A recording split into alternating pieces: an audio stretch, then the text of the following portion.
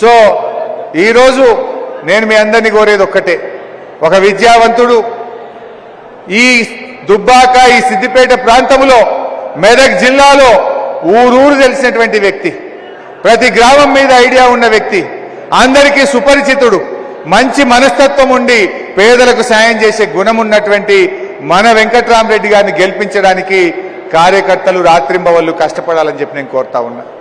దయచేసి నేను మీకు ఇంకో హామీ ఇస్తున్నా, రేపు మనకు స్థానిక సంస్థల ఎలక్షన్స్ వస్తాయి. రేపు మిమ్మల్ని గెలిపించడం కోసం కూడా ప్రభాకర్ అన్న, నేను, వెంకట్రామరెడ్డి గారు కష్టపడి మీ అందరినీ కూడా గెలిపిస్తాం. సర్పంచ్ గాని, ఎంపీటీసీ గాని, కౌన్సిలర్ ఎన్నికల్లో అన్ని రకాలుగా సహాయ సహకారాలు ఇస్తాం. దగ్గరుండి మిమ్మల్ని అందరినీ కూడా గెలిపించుకుంటాం. దయచేసి మీరు ఆలోచించండి. ఎంపీ ఎన్నికల్లో మీ ఊర్లో మెజార్టీ రాలేదనుకో, మీ దుబ్బాక వార్డులో మీ ఊర్లో మెజార్టీ రాలేదనుకో, రేపు మీకు ఇబ్బంది కాదా? మన ఊర్లో మనకు మెజార్టీ వస్తే నువ్వు ఎంపీటీసీ అవుతావు, సర్పంచ్ అవుతావు, కౌన్సిలర్ కావడానికి నీకు అల్కగా ఉంటుంది, నీకు గౌరవం ఉంటుంది. నా ఊర్లో మెజార్టీ తెచ్చినా నువ్వు గర్వంగా చెప్పుకోగలుగుతావు. అందువల్ల ప్రతి నాయకుడు, ప్రతి ఉద్యమకారుడు ఒక్కొక్కరు ఒక వెంకట్రామరెడ్డి లాగా మీరందరూ కూడా గట్టిగా ఈ ఎన్నికల్లో కష్టపడాలి. మరి ఇంకోటి, ప్రజలకు కూడా మేలు జరగాలి. బీజేపీ కాంగ్రెస్ దొందే, రెండు తెలంగాణకు మోసం చేసినాయి. ఇవాళ బీజేపీ వాళ్ళు ఏమన్నారు, విదేశాల్లో నల్లధనం తెస్తాం, ఒక్కొక్కరి అకౌంట్లో 16 లక్షలు వేస్తామన్నారు. వచ్చినాయా? మరి ఏమైంది? రూపాయి విలువ పడిపోయింది, పేదరికం పెరిగింది, నిరుద్యోగం పెరిగింది, రైతులు రోడ్డు మీదకి వచ్చిన పరిస్థితి బీజేపీ పుణ్యం.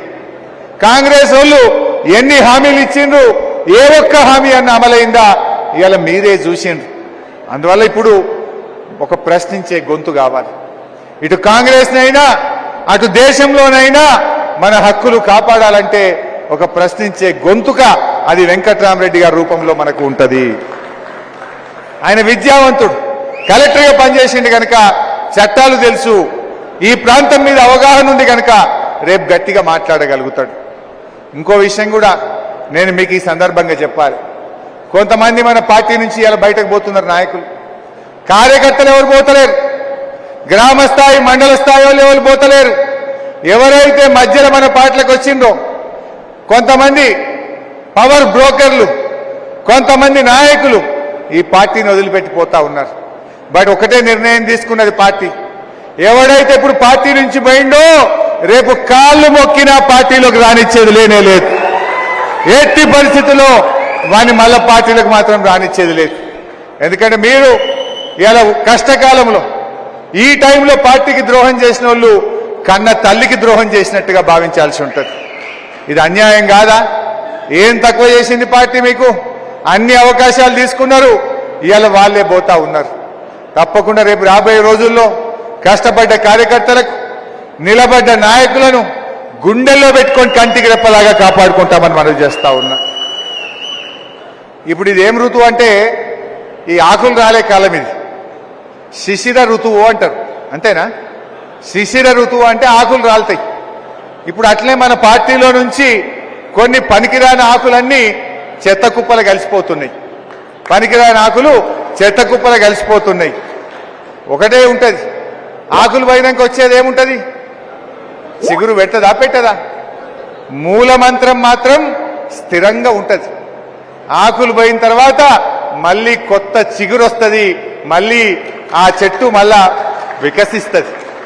రేపు కూడా కొన్ని పనికిరాని, కొన్ని ఆకులు పోయినట్టు కొంతమంది నాయకులు పోవచ్చు, కానీ బీఆర్ఎస్ పార్టీ మాత్రం తెలంగాణ రాష్ట్రం ఉన్నంత కాలం బీఆర్ఎస్ పార్టీ ఉంటుంది ఈ గడ్డ మీద.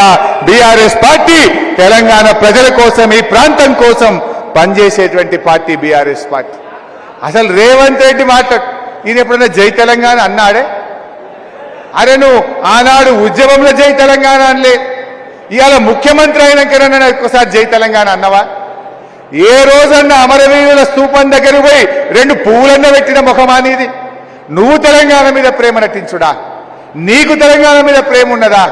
తెలంగాణ కోసం జైళ్ళలో పడ్డది మనం, దెబ్బలు తిన్నది మనం, పోరాడింది మనం, తెలంగాణ తెచ్చింది మనం.